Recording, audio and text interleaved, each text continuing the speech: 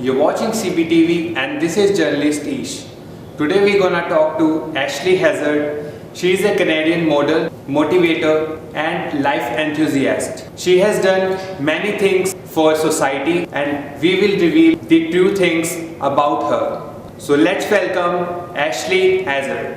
Hi Ashley, how are you? I'm well, thank you. How are you doing? I'm good. Ashley, we would like to know what are the things you do in your life? I do a bunch of things. I'm a model, I'm a motivational speaker, I'm a life enthusiast, I'm a teacher, I co-run Skin Magazine. So it's an online magazine where I'm editor-in-chief of that. Oh, really? Wow. Yeah, it's fun. I keep busy. What do you do in your magazine part? What do I do in the magazine? I do everything from modeling to writing articles. I edit submissions that come in and help put together the layout. So everything from point A to point Z. So you give chance to other models, or what are your main motive behind it? Absolutely. The main motivation behind Skin is to provide a platform where people can showcase their work, whether they're just starting out or they're established within the community. It's a great place where everyone can come together and just really celebrate great work and celebrate passion. Every woman that's featured in our magazine is interviewed for her mind, body, and soul. So we really want to figure out who people are. And we make a point to interview photographers and videographers and people who are behind the scenes who often have a story to tell but don't often get the opportunity to tell it and speak. So how much time has been there for Skin Magazine? For Skin, it's been about a year and a half, almost 2 years now. Almost 2 years it's been going. It started as an accident. We didn't really anticipate it to start off quite as quick as it did, but it took off and we've been very, very fortunate and blessed that it's been doing well, so it's been a neat little thing to watch grow. Okay, and as a life enthusiast, what you do? So life enthusiast, I seize as many opportunities as I can. Whether it's running across countries in Bolivia to raise awareness for youth education, or volunteering in China, or getting involved in my local community here, working with the homeless, I seize every opportunity I can and I try to give back in as many ways as possible. So what's the main problem you find that is there currently going on in the world?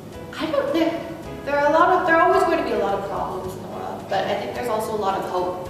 The neat thing about where we are right now is as much as we're made more aware of the problems and issues that are going on, and there definitely are a lot, we're also made more aware of the hope and the determination to kind of break that despair from all the people. We're more connected, we're more educated, and I think there's a lot of opportunity for people to change the world these days. So as many problems as there are, I think there are also going to be that much more solutions. We just have to work together for it. Yeah. So what do you think about women empowerment? Is it there? Is it needed? I think female empowerment is always going to be needed anywhere. I think empowerment of any demographic, any group, any genre is always needed because it's important that people not only believe in themselves but know that the rest of the community that they live in believes in them as well.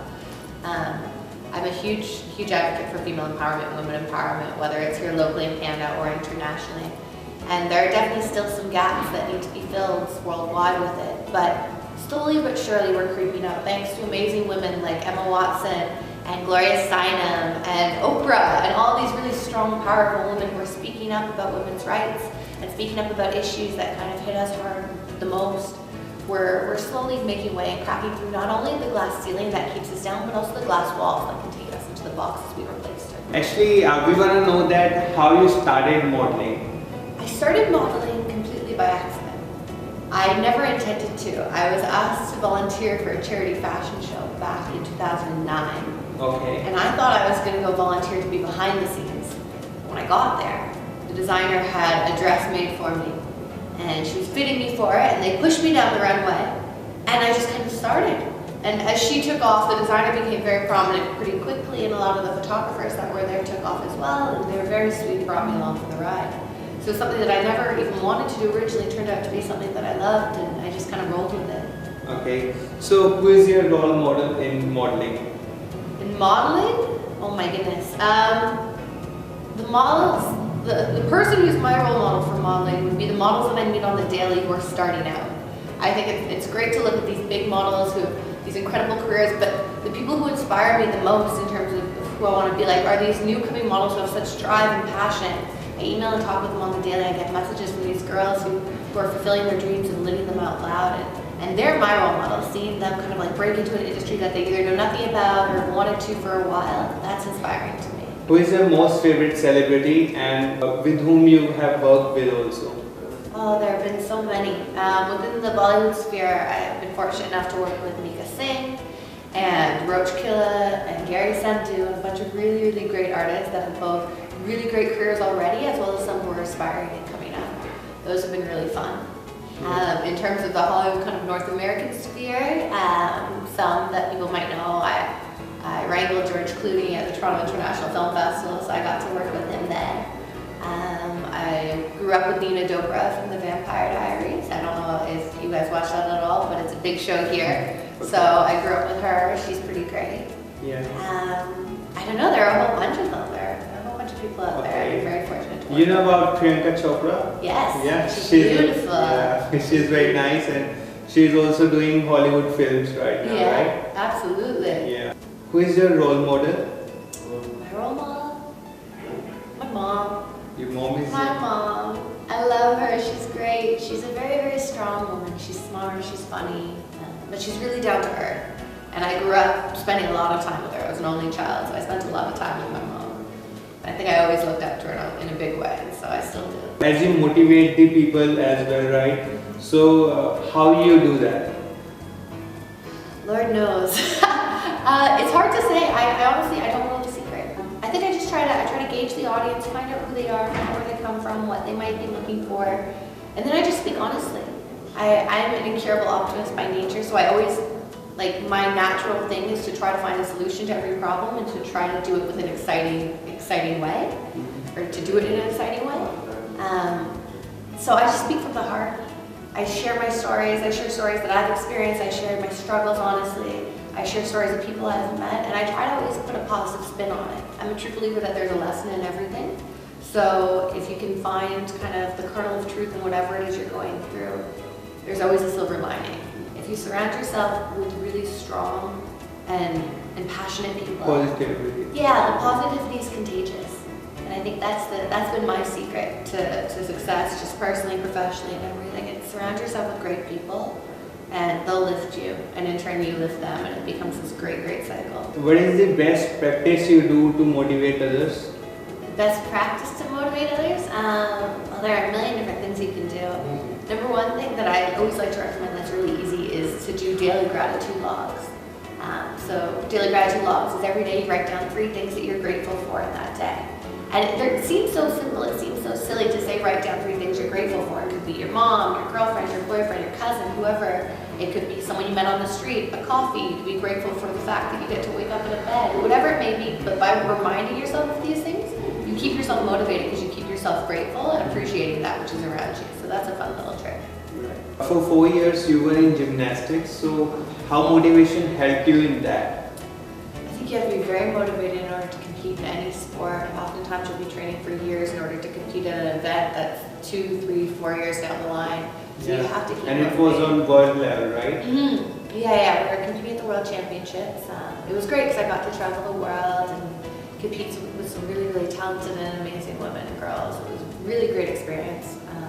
But for that, we had incredible coaches who just kept us going, who kept us dedicated and kept us focused.